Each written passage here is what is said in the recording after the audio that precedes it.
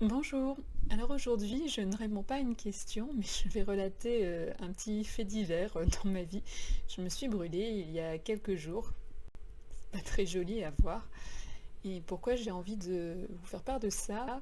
Eh bien parce que ça m'a fait expérimenter un fait psychologique que je connais, que j'enseigne en tant qu'enseignante de méditation et de gestion du stress, mais que là, ça a été particulièrement saillant. Dans notre réseau, Bzzz. Dans notre cerveau, nous avons deux circuits. Nous avons un circuit lent et un circuit rapide. C'est quoi la différence entre les deux? Notre circuit lent, c'est celui qui passe par notre cortex préfrontal et qui nous permet de prendre des décisions de façon posée, mesurée, réfléchie, en prenant en compte les différentes choses, les différents facteurs autour de nous, en réfléchissant à l'avenir. Donc c'est très bien, ça nous permet de faire des choix qui soient pertinents dans notre vie. Mais si on se retrouve dans une situation stressante, dans une situation où il y a notre vie qui est en jeu, c'est pas forcément le plus rapide. Et donc pour cela, on a un circuit qui est rapide.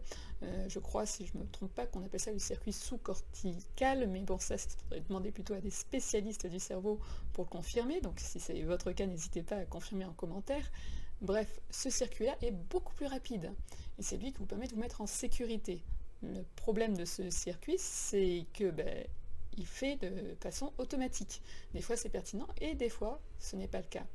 Alors moi, quand je me suis brûlée, qu'est-ce qui s'est passé? J'étais en train de mixer ma soupe qui était un peu trop chaude, ça a projeté sur moi et je me suis retrouvée complètement bloquée. Je n'arrivais plus à réfléchir, je ne savais pas ce qui se passait. Ça a été donc mon circuit lent. Et ensuite, mon circuit... Enfin, pardon, je vais y arriver. Ça a été mon circuit rapide, donc, qui a considéré que pour me mettre en sécurité, l'important c'était surtout que je ne bouge pas face à cette douleur qui m'avait surprise. Et après, mon circuit lent, donc par le cortex préfrontal, a observé les choses et s'est dit, non, t'es en sécurité. Donc tu peux faire ce qu'il faut faire dans ce genre de situation, c'est-à-dire aller mettre ton bras sous l'eau froide de façon à éviter, etc., etc. Donc vous avez peut-être déjà expérimenté ça, vous. Je pense à un cas qui est assez fréquent, c'est vous vous promenez dans la forêt et puis d'un coup vous sursautez parce que vous avez vu un simple bâton. Bah oui, c'est un simple bâton, mais pour votre cerveau, qu'est-ce qui s'est passé? Il n'a pas compris que c'était un bâton, enfin la partie qui est rapide et qui est là pour vous mettre en sécurité, elle a vu une forme où elle s'est demandé qu'est-ce que c'est, ça doit être un serpent, vite je me mets en sécurité.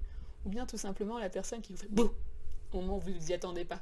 Et là, vous sursautez. C'est exactement ce circuit-là qui vous met en sécurité. En sursautant en arrière pour vous préserver du danger qu'elle imagine qu'il y a. Alors pourquoi je souhaite vous parler de ça? Parce qu'il y a des personnes qui se retrouvent des fois dans la vie face à un drame par exemple une agression, par exemple un drame où elles auraient dû agir pour mettre en sécurité quelqu'un. Elles auraient dû, mais elles n'ont pas pu à cause de ce fonctionnement du cerveau. C'est-à-dire que leur cerveau, la partie rapide de leur cerveau a considéré que pour les mettre en sécurité, elles ne devaient pas bouger.